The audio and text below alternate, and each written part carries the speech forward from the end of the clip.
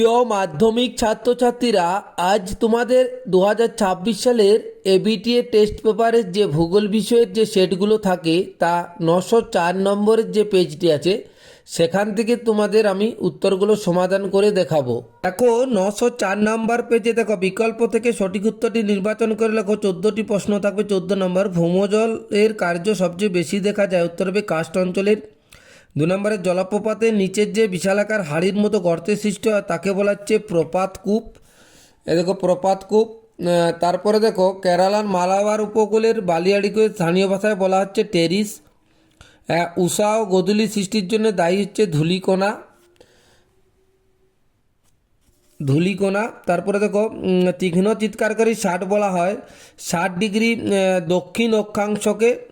60 degree দক্ষিণ অক্ষাংশ, এটা উত্তর হবে।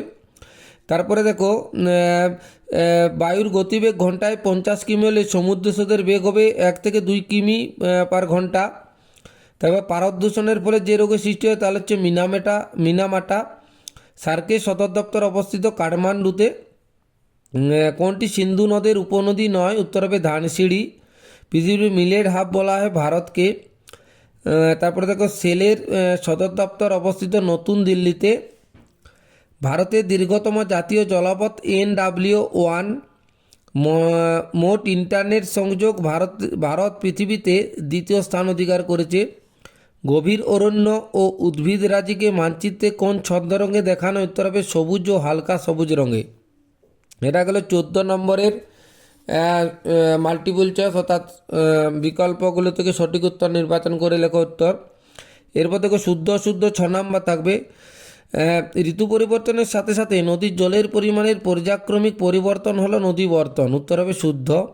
ট্রপোস্ফিয়ার ও টেটোস্ফিয়ারের সীমারেখাকে বলা হচ্ছে ট্রোপোথজ আছে, অশুদ্ধ হবে। তারপর ভারত মহাসাগরের ঋতু পরিবর্তনের সাথে সমুদ্র স্রোতের 180 ডিগ্রি পরিবর্তন ঘটে, এটা শুদ্ধ হবে।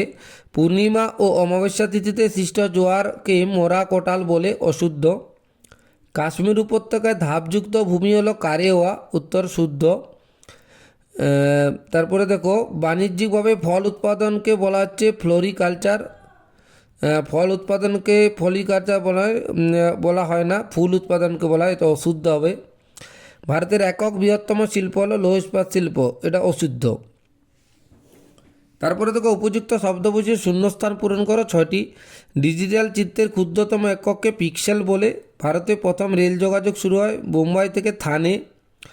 ড্যাশ নামক পোকার আক্রমণে তুলো চাষে ব্যাপক ক্ষতি হতে হবে বল উইভিল।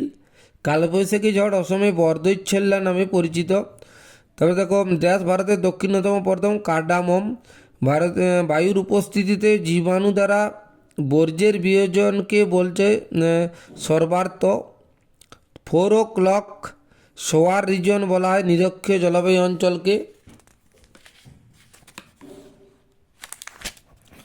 তারপরে দেখো একটি বা দুটি শব্দের যে কোনো 6টি প্রশ্নের উত্তর দাও। এখানে দেখো 14 ব্যারোমিটারকে আবিষ্কার করে, উত্তর হবে ক্রেভার। 14 হবে উত্তরটা, 14। হিমবাহের উপরিস্তরে আড়াআড়ি ও সমান্তরাল ফাটলে সৃষ্টি হয় তাকে ক্রেভার্স বলে। পূর্ণিমা তিথিতে যখন একই সরলরেখায় পৃথিবী সূর্য ও চাঁদের মাঝখানে থাকে তখন সে অবস্থাকে বলা হচ্ছে প্রতিযোগ। দক্ষিণ ভারতের শস্য ভাণ্ডার বলা হচ্ছে থাঞ্জাভুরকে। নদীর তীরবর্তী নবীন পলিমাটিকে বলা হচ্ছে খাদার। বর্তমানে ভারতে কয়টি কেন্দ্রশাসিত অঞ্চল আছে? 8টি।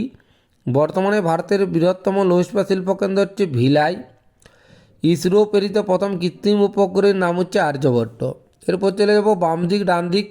বায়ুপ্রবাহের দিক বাত পতাকা। পেরামুরচোড়া নীলকণ্ঠ। কাথিয়াবাড় উপদ্বীপ গিরনার অরণ্য। মোটর গাড়ি নির্মাণ শিল্প হচ্ছে শিল্পের শিল্প। এই শর্ট প্রশ্নগুলো তোমরা ভালো করে তৈরি করো, প্র্যাকটিস করো। টেস্ট পেপার থেকে তোমরা যে টেস্ট পেপার পুরোটা করো, অবশ্যই এর মধ্যে থেকে কমন পাবে এবং ভালোভাবে প্রিপারেশন নাও। যারা সোমনাথ পাইন বা পাইন স্যার ফেসবুক পেজটি এখনও ফলো করেনি অবশ্যই ফলো করে দেবে। ইউটিউবে দেখলে পাইন স্যার ইউটিউবটি অবশ্যই সাবস্ক্রাইব করে দেবে। ধন্যবাদ।